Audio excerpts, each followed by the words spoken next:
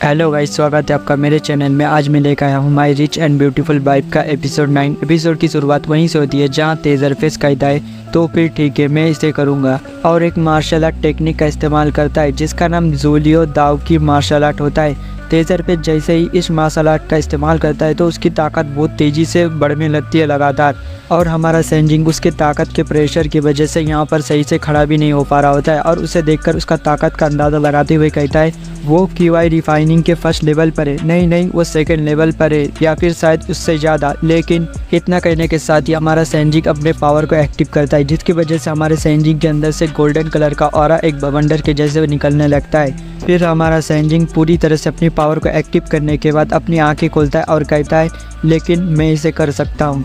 और तेजरफेस हमारे सेंजिंग की ऐसी ताकत को देखकर कहता है वो ऐसा लगता है कि तुम सही रास्ते पर हो, इसलिए मैं विनम्र नहीं रहूँगा। और एक टेक्निक का इस्तेमाल करता है जिसकी वजह से वो हमारे सेंजिंग के सामने से गायब हो जाता है, और हमारा सेंजिंग इसे गायब होता देखकर कहता है वो गायब हो गया। सेंजिंग इतना कहता ही है कि तभी तेजरफेस हमारे सेंजिंग के पीछे से एक ज़ोरदार मुक्का बनाते हुए उसको मारने के लिए आगे बढ़ रहा होता है और कहता है मैं यहाँ हूँ।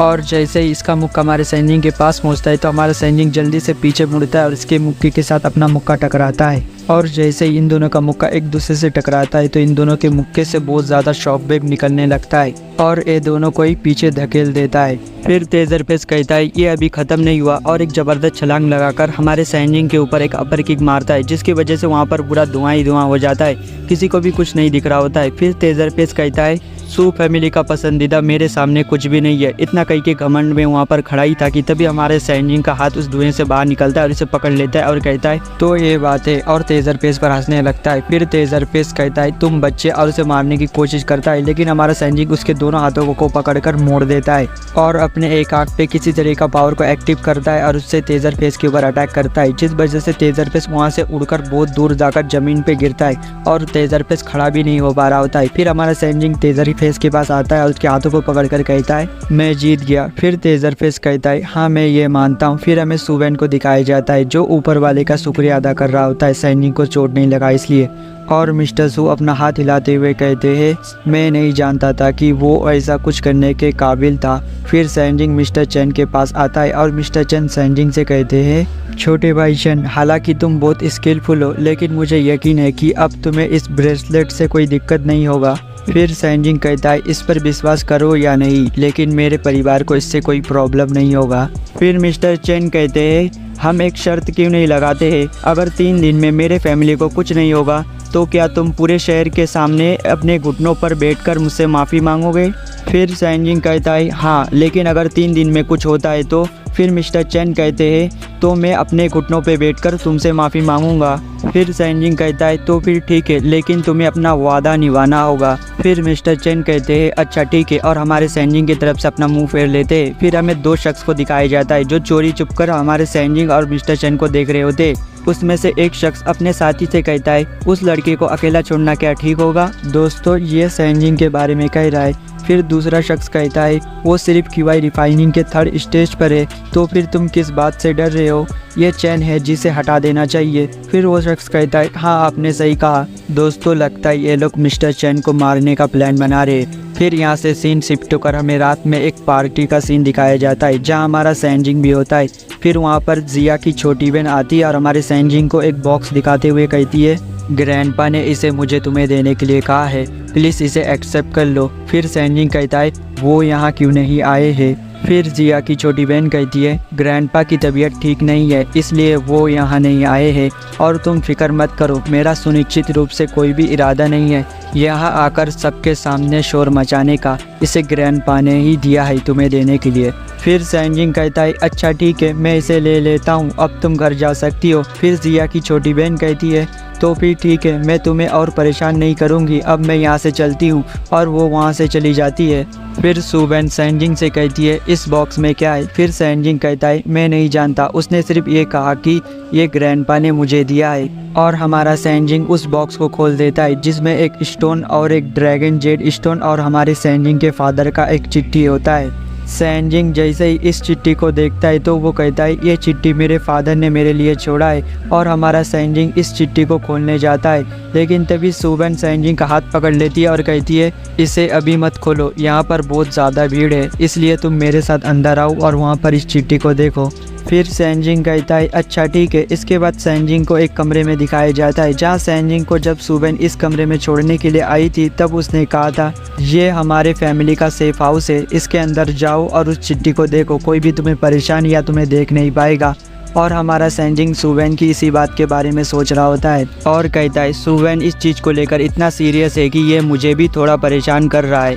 लेकिन फ़िलहाल इस सब बातों को साइड में रखते हैं, पहले इस चिट्ठी को चलो देखते हैं। और हमारा सैनजिंग उस चिट्ठी को खोल देता है। उसमें लिखा होता है भविष्य अभी भी तय नहीं है, लेकिन ड्रैगन के विरासत के साथ तुम इस पर काबू पाने में सक्षम होगे। इसके अलावा मैं तुम्हारे मदर के बारे में भी बात करना चाहूँगा। वो एक साधारण इंसान है और वो फ़िलहाल अभी क्योटो में रहती है। उनका नाम जोऊ शेन है। मैं जानता हूँ कि अब तुम उन्हें देखना चाहोगे, लेकिन तुम्हें अपने आप को संतुष्ट रखना होगा। तुम अपनी मदर को ढूंढने के लिए क्योटो में अपना पैर भी नहीं रख सकते जब तक तुम्हारे पास एब्सोल्यूट पावर ना हो, मेरी बात को याद रखना। फिर सैनजिंग इस चिट्ठी को पूरा पढ़ने के बाद कहता है मेरी मदर क्योटो में है, लेकिन मैं वहां जा नहीं सकता जब तक मेरे पास एब्सोल्यूट पावर ना हो। लेकिन किस हद तक मुझे अपनी पावर को बढ़ाना होगा, तब मेरी पावर को एब्सोल्यूट पावर माना जाएगा। और सैनजिंग एक गहरी सांस छोड़ता है और कहता है अरे ऐसा लगता है ये दुनिया जितना मैंने आसान सोचा था उतना आसान नहीं है। इसके बाद सैनजिंग वापस आ जाता है पार्टी में, जहाँ पर सुबेन सैनजिंग के पास आती है और कहती है तुम वापस आ गए। फिर सैनजिंग कहता है हाँ मैं आ गया। और सैनजिंग और सुबेन यहाँ पर ऐसे ही कुछ बातें कर रहे होते हैं, लेकिन तभी कोई शख्स मिस्टर सू हमारी मदद करो हमारी मदद करो चिल्लाते हुए मिस्टर सू के सामने जाकर बैठ जाता है और कहता है मैं मिस्टर चैन के फैमिली से हूँ, मिस्टर चैन के पत्नी के साथ कुछ हुआ है, प्लीज़ हमारी मदद करो। फिर मिस्टर सू कहते हैं तुम शांत हो जाओ और पहले मुझे बताओ कि उनके साथ क्या हुआ है।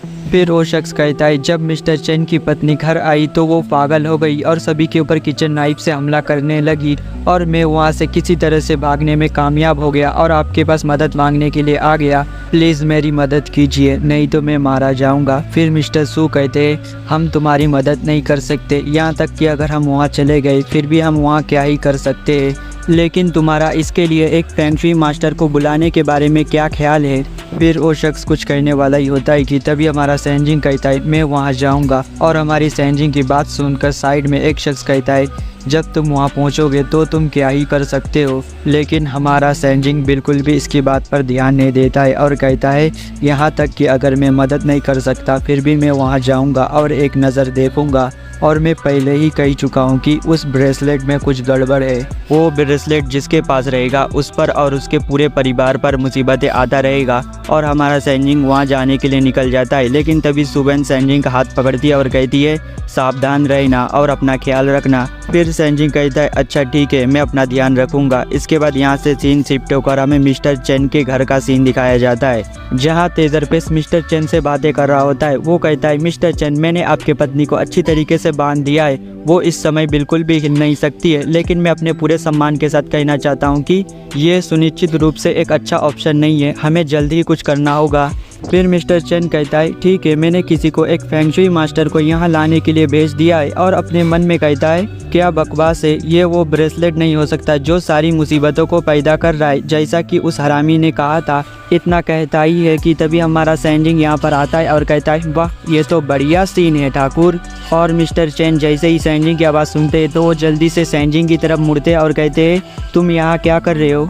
और दोस्तों मैं आज के एपिसोड यहीं पर ख़त्म करना चाहूँगा। आगे की कहानी हम अगले एपिसोड में जानेंगे। चैनल पर नहीं आए तो सब्सक्राइब करें और लाइक करना ना भूलिए। चलिए अब बाद में मिलते हैं।